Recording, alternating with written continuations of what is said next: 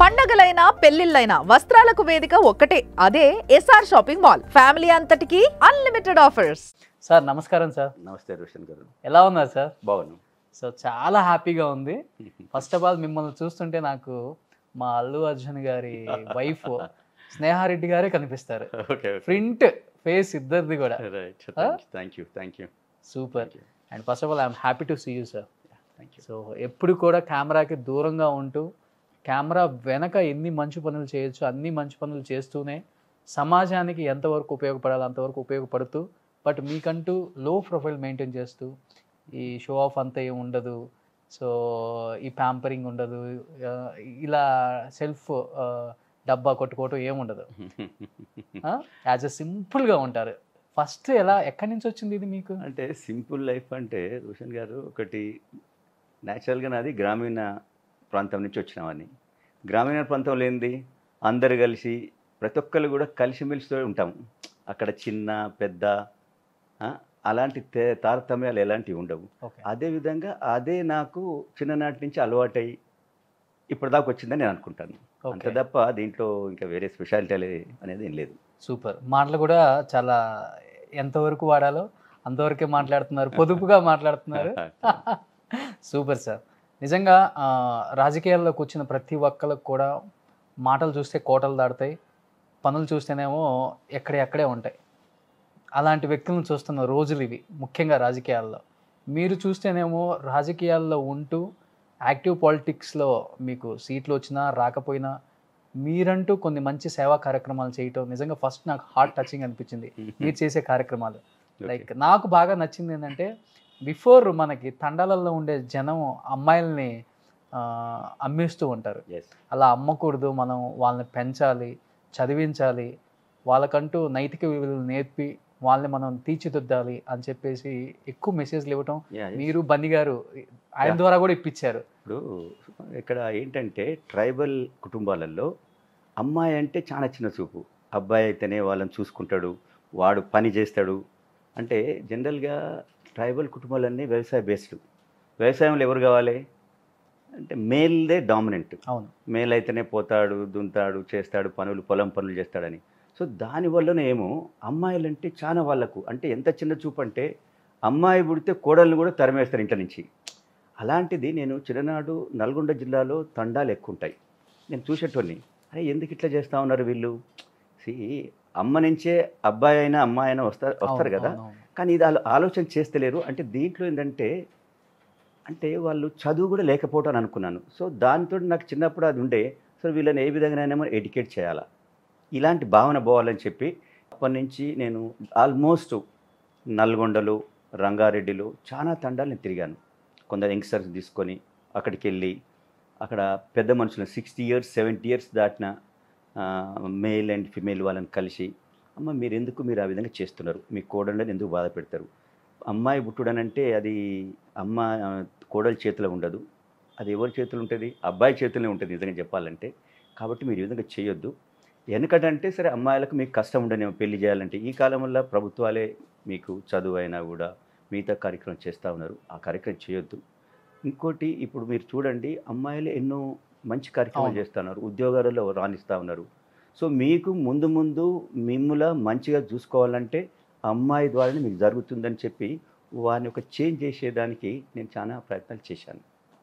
అదే అనమాట. సో ఇలాంటి పనులు చేసేటప్పుడు మీ ఇంట్లో కూడా ముగ్గురు ఆడవాళ్ళు ఉన్నారు సార్, భార్య, 2 కూతురు. ముఖ్యంగా స్నేహారెడ్డి గారు కానీ మీ పెద్ద పాప పేరేంటో నాకు తెలియదు, నాగలక్ష్మి మా అమ్మ పేరు కూతురు పెట్టారు. సూపర్. ఎలా చెల్లిస్తుంటారు అక్క వాళ్ళ? నేను అందుకని నాకు చిన్నప్పటి నుంచి నేను అంటున్నాను కదా, అంటే నాకు చిన్ననాటు చేయాలని ఈ విధంగా కార్యక్రమం రాలే. అంటే నేను చూస్తూ ఉన్న లేడీస్ కూడా మనం ఈక్వల్గా రైట్స్ ఉండాలి, ఈక్వల్గా వారికి సమాజంలో మంచి గౌరవం ఉండాలి అనుకుంటుంది. అందుకని నా కూతుర్లను 2 కూడా, నా పెద్ద డాటర్ను నేను ఇక్కడ గ్రాడ్యుయేషన్ ఇక్కడ అయినాక ఎంఎస్కు లండన్ పంపాను, షెఫీల్డ్లో చదివించా. నా చిన్న డాటర్ను ఫస్ట్ నుంచి 12th క్లాస్ దాకా హైదరాబాద్ పబ్లిక్ స్కూల్లో చదివించా. దాని తర్వాత ఇంజనీరింగ్ తర్వాత నేను న్యూయార్క్ పాలిటెక్నిక్ కాలేజ్లో ఎంఎస్ చేయించా. సో నా ఉద్దేశం ఏంటంటే వాళ్ళు నిజంగా మగవాళ్ళకి ధీటుగా, అబ్బాయిలకు ధీటుగా వాళ్ళకి మనం విద్య ఇవ్వాలి. ఇచ్చినప్పుడే నిజంగా ఈ యొక్క సమాజం కూడా మార్పు వస్తుంది.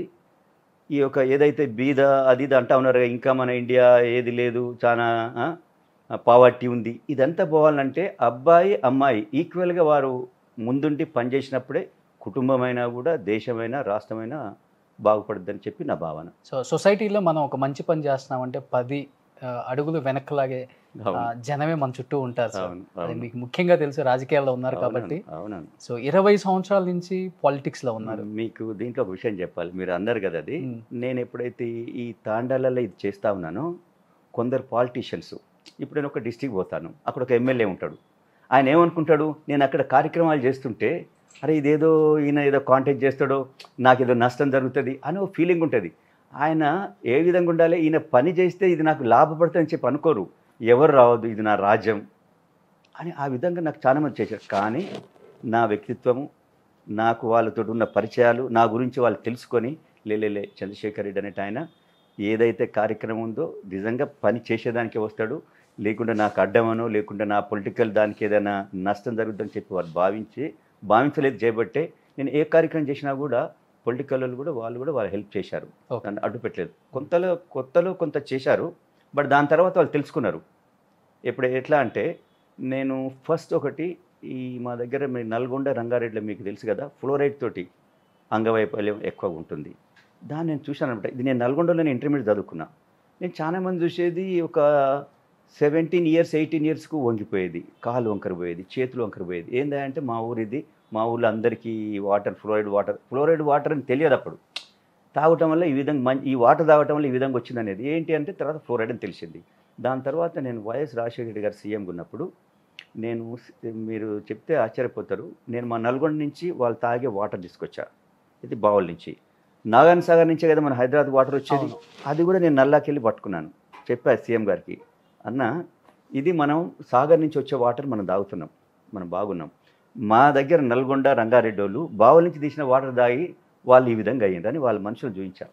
అప్పుడు నిజంగా అప్పుడు ఆయన వాళ్ళకు ఏమంటారు దాన్ని, మంత్లీ పెన్షన్ 500 750 ఇచ్చాడు. మిగతా అప్పుడు అందరికి 200 రూపాయలు ఇచ్చేటోళ్ళు, వీళ్ళకి స్పెషల్గా ఇవ్వాలా, ఎందుకంటే వీళ్ళు ఫ్లోరైడ్ తోటి వీళ్ళు చాలా, వాళ్ళకి సపరేట్ స్టైఫండా సార్ అప్పుడు. ఆ పెన్షన్ ఆ రోజే డిక్లేర్ చేశాడు వీళ్ళకు. నేను యాక్చువల్గా 1000 రూపీస్ అన్నా, అప్పుడు ఆయన ఏమంటే 70% అంగవైపులు ఉంటే 750 అని, మిగతా వాళ్ళు 500 అని చెప్పి డిక్లేర్ చేసిండు. నెక్స్ట్ యాక్చువల్గా ఇంకా ఆయన కొన్ని అది కూడా చెప్పాడు, ఏంటంటే వీళ్ళకి రేషన్ షాప్స్ ఇస్తాను, డీలర్షిప్, హౌస్ సైట్స్ ఇస్తాను, ఈ విధంగా అన్నాడు. కానీ దాని తర్వాత మీకు తెలుసు కదా 2009లో ఆయన చనిపోయిండు. దాని తర్వాత అలాంటివి మళ్ళీ నేను చేయలేదు. బట్ ఈరోజు కూడా ఎవరైతే అప్పుడు నేను తీసుకొని వచ్చిన వాళ్ళందరూ అంటారు, మీరు శేఖర్ రెడ్డి గారు అంత కష్టపడి మమ్మల్ని తీసుకుపోయిండు సీఎం గారి దగ్గరికి. నిజంగా దాంతో మాకు ఒక గౌరవం అనేది వచ్చింది ఇంట్లో. ఎందుకంటే ఇంట్లో మనీ లేకుంటే బీదోళ్ళు న్యాచురల్గా కొద్దిగా విసుకుంటారు కదా. కానీ ఎప్పుడైతే వీళ్ళకి ఒక పెన్షన్ 500 750 వచ్చిందో అంటే వాళ్ళ ఖర్చులు వాళ్ళకి వెళ్ళటం అనేది స్టార్ట్ అయింది. అది ఒకటి. బట్ ఆ టైంలో 200తోటి వాళ్ళకి జీవితం నడవకపోయేది. కానీ ఎప్పుడైతే వైఎస్ గారు 500 and 750 ఇచ్చిండో వాళ్ళకి నిజంగా చెప్పాలంటే ఒక గౌరవం పెరిగింది, వాళ్ళకి ఒక కాన్ఫిడెన్స్ పెరిగింది జీవితం మీద. అది చాలా మంచి కార్యక్రమం చేసిందని చెప్పి నాకు చాలా అది ఎంతో తృప్తినిచ్చింది అప్పుడు. ఓకే. సో అల్లు అర్జున్ గారు ఇంటికి రాగానే మీ ఫీలింగ్ ఏంటి సార్ ఒక అల్లుడుగా? ఎందుకంటే ఆయన స్టార్ హీరో అప్పటికి. సో పెద్ద అమ్మాయిని ఇచ్చింది కూడా ఒక మంచి పొలిటికల్ ఫ్యామిలీకి. సో మీకంటూ కొడుకులు లేరు, మంచైనా చెడైనా కూతుర్లు అల్లుళ్ళే చూసుకోవాలి. ఒక హీరోగా పక్కన పెడితే ఒక ఇంటి అల్లుడుగా ఎలాంటి బాధ్యతలు ఎక్కువ మీతో షేర్ చేసుకుంటారు, మిమ్మల్ని ఎలా చూసుకుంటారంటే ఏమని? అంటే వీళ్ళు ఒక సెలబ్రిటీగా ఉండటం వల్ల నాకు కూడా కొద్దిగా నేను మిగతా వాళ్ళలాగా ఎక్కడంటే అక్కడ పోలేను, అంటే ఏ మాట అయినా అనలేను, కొద్దిగా ఆచితూచి చేయాలా, అంతే కదా. అవును. ఆ విధంగా కొంత రిస్ట్రిక్షన్స్ వస్తాయి, కొంత మనకు వాళ్ళ వల్ల బెనిఫిట్స్ ఉన్నా కొన్ని రిస్ట్రిక్షన్స్ ఉంటాయి, వాటిని మనం కలిసిపోవాలా. ఇప్పుడు చిరంజీవి గారితోటి కుటుంబంతో, అల్లు అరవింద్ గారు మొత్తం వాళ్ళ సినిమా వాళ్ళే, మొత్తం వాళ్ళతో మేము పోయేటప్పుడు ఎక్కువగా అందరం కలిసిమెలిసి ఎప్పుడు ప్రతి పండగకు దేనికి ఇంటికి రావడం పోవటం ఉంటుంది. కానీ చిన్న చిన్న రిస్ట్రిక్షన్స్ కూడా ఉంటాయి. ఇప్పుడు మా ఊరికి అర్జున్ వచ్చిండు, దసరాకి తీసుకెళ్ళాం. మా ఊరు చిన్న ఊరు, ఆ ఊరికి 100 kilometer రేడియస్ నుంచి అందరు చూసేదానికి వచ్చిండ్రు. ఓకే. 100 kilometer radius. కొందరు అంటారు నేను సో అండ్ సో వాళ్ళ అబ్బాయిని అంటారు, కొందరు అంటారు నేను మీ పార్టీ ఆయనని అంటారు. సి అర్జున్ అందరితో కలుస్తాడు కానీ గంటకు పబ్లిక్ వస్తూనే ఉన్నారు. ఒక ఆయన వచ్చి అంటాడు, సార్ నేను 75 కిలోమీటర్స్ నుంచి వచ్చినా నాకు చూపించరా, నేను చూడొద్దా అని అంటాడు. సో ఇలాంటి ఊర్లో పోతే ఒక పండుగ చేయాలంటే కష్టం, ఒక పెళ్ళికి పోవాలంటే కష్టం. ఇలాంటి చిన్న చిన్నవి ఉంటాయి. అదే తప్ప మిగతా దానికి అంత బాగానే ఉంటుంది. మిగతా అన్ని విషయాల్లో యాజ్ ఎ ఫ్యామిలీ మెంబర్గా, యాజ్ ఎ అల్లుడుగా తన కర్తవ్యం ఏంటో తన అల్లుడుగా నేను నిజంగా వాళ్ళకు కూడా అరే మా మామయ్యకి ఏదో కావాలా, పోయిన 2014లో మేము ఆయనకి ఏం చేయలేకపోయినాం అని ఒక ఫీలింగ్ అయితే ఉంది. డెఫినెట్గా ఉంటుంది. ఎందుకంటే చాలా డౌన్ టు ఎర్త్ అండి అర్జున్. 100% ఉంది, చాలా డౌన్ టు ఎర్త్. అది చెప్తా ఉన్నాడు, మామయ్య ఈసారి ఎట్టి పరిస్థితుల్లో నీవు కరెక్ట్ కాన్స్టిట్యున్సీ చూజ్ చేసుకొని you have to work there, మేమందరం వచ్చి నీకోసం పనిచేస్తాం. సూపర్. ఈవెన్ చిరంజీవి గారు కూడా, అంటే మీకు చిరంజీవి గారితో బాగా పరిచయం ఉంది అంటున్నారు కదా, నిజంగా నాకు వాళ్ళ ఫ్యామిలీలో చిరంజీవి గారితో ఎక్కువ. ఆయన అంటే నేను ఆయన అభిమాని కూడా. నేను మా ఈ యొక్క రిలేషన్ ఏర్పడక ముందు యాజ్ ఏ ఇండివిజువల్గా నేను అభిమాని కాబట్టి అది ఇప్పుడు రిలేషన్ తోటి ఇంకా ఎక్కువ. ఓకే. మాలో చిరంజీవి గారు కూడా అంత మంచిగా చూస్తాడు. ఏదైనా ఒక ఫెస్టివల్ అయినా దేనికైనా అరే చంద్రశేఖర్ నువ్వు రావాలి ఉండాలి. సో ఆయన కూడా అంటూ ఉంటాడు అప్పుడప్పుడు, చంద్రశేఖర్ ఇంకేంటి నీకు అంటే నేను అన్నాను, లేదు మా పార్టీ డెఫినెట్లీ చూస్తుంది, దాంట్లో ఎలాంటి లేదు. బయట వాళ్ళని మమ్మల్ని ఎంత బాగా చూసుకుంటారు చిరంజీవి గారు. ఇంట్లో వ్యక్తుల గురించి చెప్పాలి. అరిటాకేసి అన్నం పెట్టి తినిపించే రకం ఆయన. Nice human being. సో ఒక స్టార్, ఐకాన్ స్టార్, ఇప్పుడు ఒకప్పుడు స్టైలిష్ స్టార్, ఇప్పుడు ఐకాన్ స్టార్ అల్లు అర్జున్ గారు, పాన్ ఇండియా స్టార్. ఒక పాన్ ఇండియా స్టార్గా ఎన్ని మార్కులు వేస్తారండి? ఒక అల్లుడిగా ఎన్ని మార్కులు వేస్తారు? అంటే అల్లుడుగా డెఫినెట్ 100 మార్క్స్ వేస్తాను. సూపర్. పాన్ ఇండియా స్టార్గా అనేది ప్రజలు అందరు వేయాలి, నేను వేయకూడదు కదా, అదే విధంగా ఉన్నది. బట్ డెఫినెట్లీ ఎక్కడైనా కొందరు మా ఫ్రెండ్స్ వేరే గుజరాత్ పోతారు, బాంబే, నార్త్ ఇండియా, ఎక్కడ పోయినా వాళ్ళు అర్జున్ పాటలు పెట్టుకొని వింటారంట. ఒక లాస్ట్ మంత్లో నా మిస్సెస్ కాశ్మీర్ పోయింది, జమ్మూ కాశ్మీర్ పోయింది. అక్కడ శ్రీనగర్లో ఒక హోటల్లో బ్రేక్ఫాస్ట్ చేస్తూ ఉన్నారట. ఒక అతను శ్రీనగర్ అతను, దాంట్లో స్టీవర్డ్ ఎవరో అర్జున్ పాట వింటూ ఉంటాడంట పక్కకు ఉండి తీసుకొని. అంటే వీళ్ళు అన్నారంట, అరే ఇక్కడ కూడా అర్జున్ది అంత ఉన్నదని ఎవరో చెప్పినట్ట. అక్కడ వీళ్ళని తీసుకుపోయిన వాళ్ళు ఉంటారు కదా, అరే అర్జున్ వాళ్ళ అత్తగారు అని అంటే ఇమీడియట్గా వచ్చి ఫోటోలు దిగి ఓ స్పెషల్ అట్లా. సో కాశ్మీర్లో కూడా అర్జున్కు అంత పాపులారిటీ వచ్చిందంటే రియల్లీ అది గాడ్ గ్రేస్, తన యొక్క హార్డ్ వర్కింగ్. అండ్ రెండవది చిరంజీవి గారిని చూసి వీళ్ళందరూ కూడా ఎంటైర్ మెగా ఫ్యామిలీ వాళ్ళందరూ కూడా ఆయన యొక్క అడుగుజాడల్లో పోబట్టే వాళ్ళ అంత ఎత్తుకు ఎదిగిందని నేను భావిస్తాను. Super sir. అల్లు అర్జున్ గారికి కట్నం ఎంత ఇచ్చారండి? కట్నం తీసుకోలేదు నిజంగా అర్జున్. కట్నాలు అలాంటి వాళ్ళు రియల్లీ వాళ్ళు చాలా దానికి ఎగనెస్ట్. డబ్బులకి వెల కట్టలేని వ్యక్తిత్వం అంటుంటారు అల్లు అర్జున్ గారు, అందుకే ఊరికి అడిగారు. చాలా అంటే చాలా, అసలు ఎప్పుడైనా నాకు ఇది అంటే అనే ఒక ఫీలింగ్ ఆ విధంగా. ఎంటైర్ వాళ్ళ ఫ్యామిలీ మెంబర్స్ కూడా మీరు రీసెంట్గా చూశారు, వాళ్ళ మామయ్యలు మేనమామలకు ఒక సినిమాలో వాళ్ళకు ఒక షేర్, అవును, తన యొక్క కృష్ణప్రసాద్ గారికి, పుష్పకు, రవి గారికి. సో ఈ ఆయన చిన్ననాటి వాళ్ళ రిలేటివ్స్ను వాళ్ళందరినీ కూడా చేస్తుంటారు. కానీ నాకు వాళ్ళ నుంచి ఆశిస్తాడు, తను ఏం చేయగలుగుతా, నేను వాళ్ళకి ఏం హెల్ప్ చేయగలుగుతా అని ఒక ఫీలింగ్ ఉన్న మనిషి. బట్ మనకు ఒక ఫీలింగ్ ఉంటుంది కదా సార్, కూతుర్ని ఇస్తున్నాం, ఫార్మాలిటీకి అయినా అడగాలి. ఇప్పుడు కూతుర్లైన కొడుకులైన వాళ్ళే కదా. సో ఆయననే పెద్ద ఎత్తున ఉన్నది, మనకు పెద్ద మనం ఇచ్చేది ఆయనకు పెద్ద లెక్క కూడా కాదని నేను అనుకుంటా. వస్తుంటారా సార్ రెగ్యులర్గా కలుస్తారు? ఫ్యామిలీ గెట్ టుగెదర్స్ కానీ ఫంక్షన్స్? నేను ఈ మధ్యన ఒక రీసెంట్గా నేను పుష్ప సక్సెస్కు యాక్చువల్గా ఈ కోవిడ్ తోటి కొంచెం వెనక ముందు చేసినాము. మన హోటల్లో ఒక చిన్న టిట్ ఇచ్చి ఉంటుంది, ఏది ఆ డైరెక్టర్స్, అవునవును, చిరంజీవి గారికి. సో కలుస్తుంటాం అప్పుడప్పుడు ఏంది ఎప్పుడంటే అప్పుడు. సో ఉత్తమ మామ అనిపించుకున్నారు మీరు కూడా అయితే. Super sir. నాకు ఇంట్రెస్ట్ ఉంది అంటే నేను చేస్తూ ఉంటా, కార్యక్రమాలు చేస్తుంటే వాళ్ళు చూస్తూ ఉంటారు. నేను చేసే కార్యక్రమాలు నేను ప్రతి స్కూల్లో నేను రంగారెడ్డి డిస్టిక్లో ముఖ్యంగా ఇబ్రాహీంపట్నంలో నేను గత 3-4 ఇయర్స్లో 4-5 ఇయర్స్ నుంచి ప్రతి జిల్లా పరిషత్ హై స్కూల్లో okay 9th and 10th class అమ్మాయిలకు నోట్బుక్స్ అయినా వాళ్ళకు షూ అయినా మిగతా వాళ్ళకి చదువు కావాల్సిన అన్ని ఓన్లీ అమ్మాయిలకి ఇస్తాను.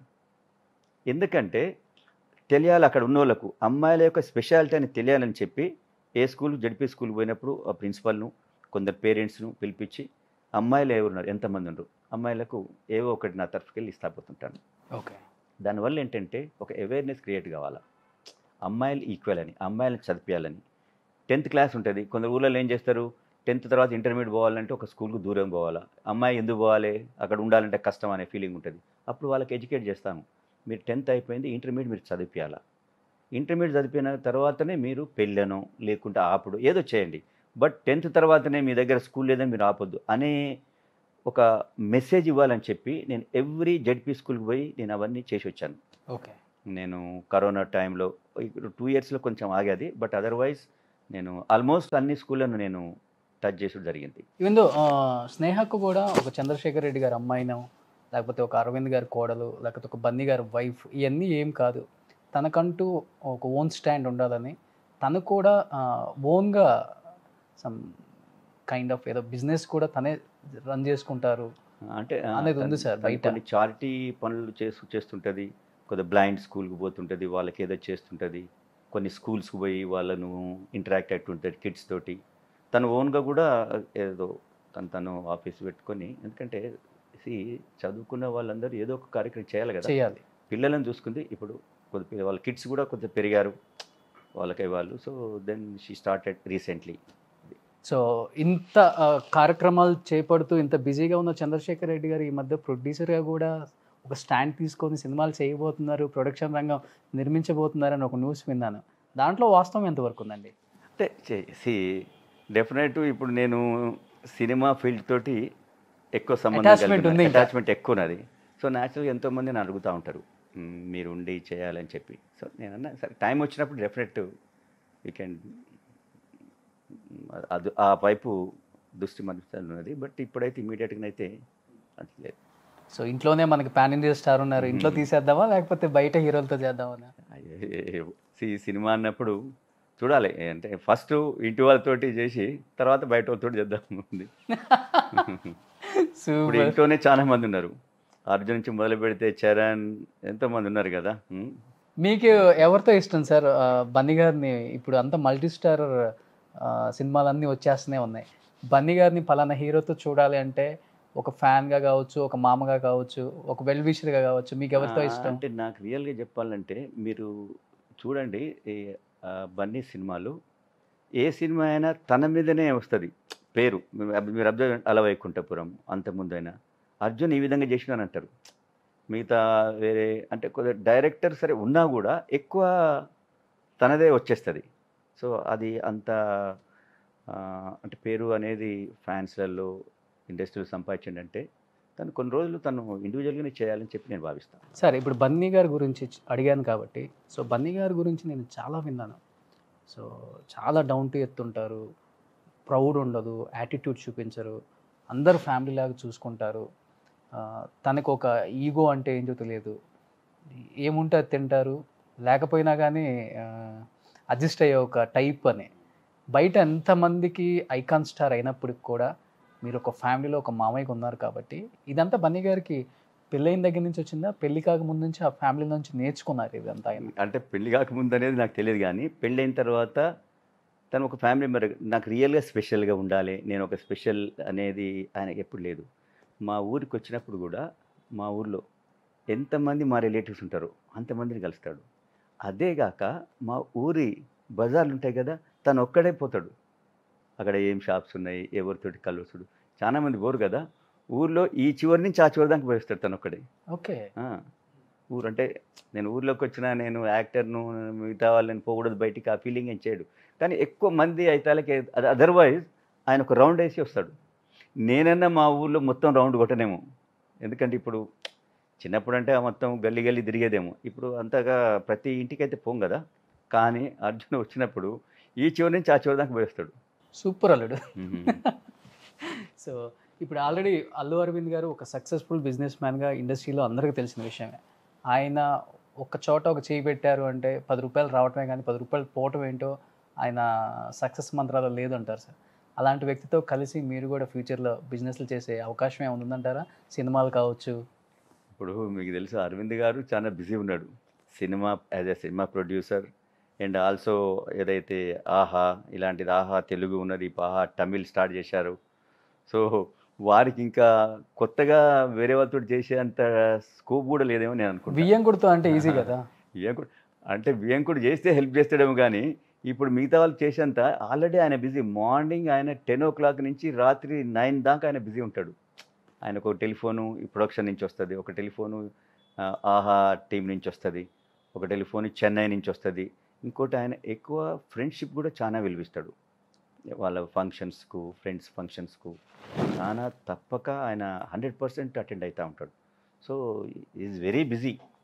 ఇంకా కొత్తగా వెంచర్స్ అని చేస్తాడని అనుకోను, బట్ నాలాంటోడు ఏదైనా అలాంటివి చేసినప్పుడు డెఫినెట్లీ సపోర్ట్ ఉంటుంది. సపోర్ట్ ఉంటుంది తప్పకుండా. అల్లు అర్జున్ గారి స్టైల్ ఇష్టమా, మెగాస్టార్ చిరంజీవి గారి స్టైల్ ఇష్టమా?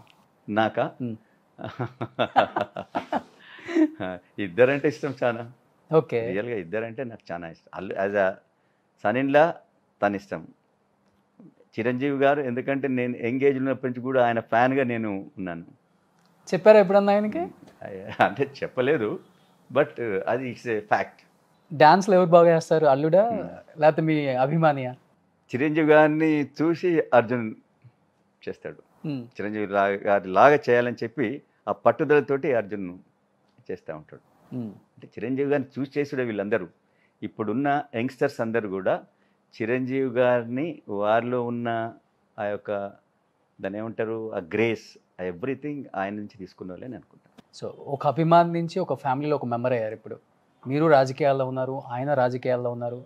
అన్నిట్లలో కూడా సమపాలనలో ఎలా చేయాలి, ఎలా ఆచితూచి నడవాలి, ఇప్పుడున్న సొసైటీతో మింగిల్ అవ్వాలంటే ఒక పొలిటీషియన్గా మనం ఎలా నాటు తేలాలి అనేది ఆయన దగ్గర నుంచి నేర్చుకోవచ్చు కొద్ది గొప్ప మనం.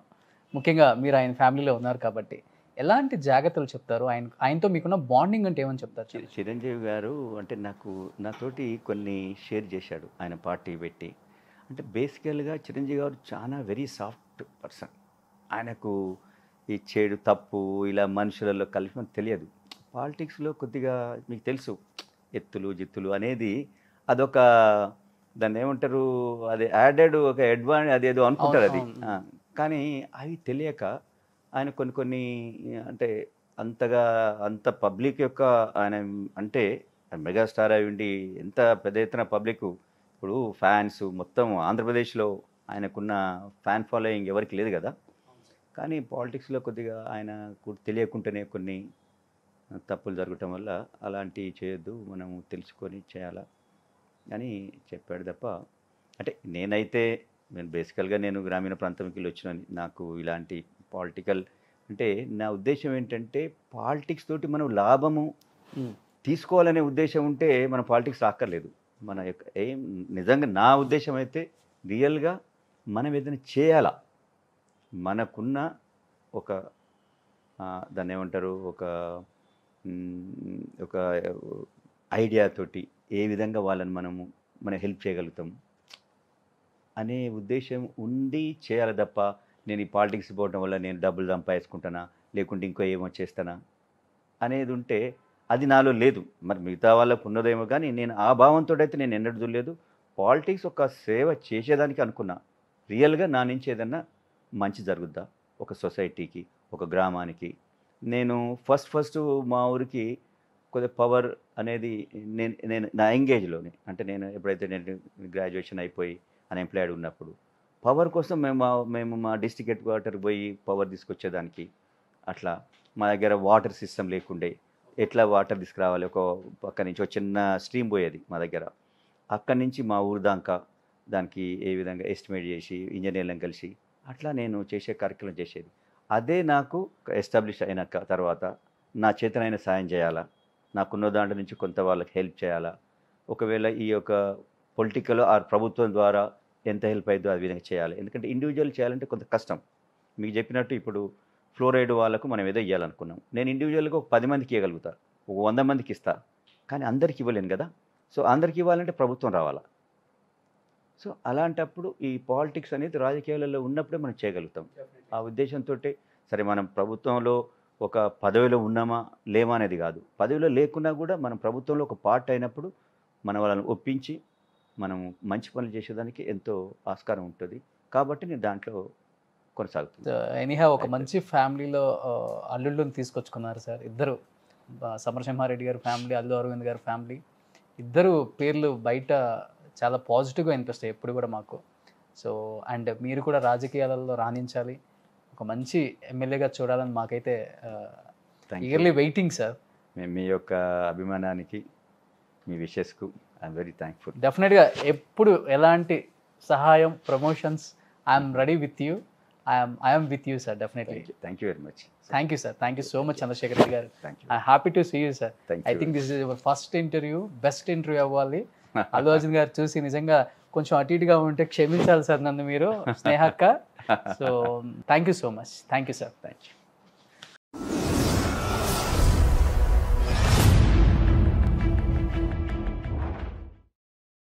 సుమన్ టీవీలో మీ పర్సనల్ అండ్ బిజినెస్ ప్రమోషన్స్ కోసం కింది నెంబర్కి కాంటాక్ట్ చేయండి.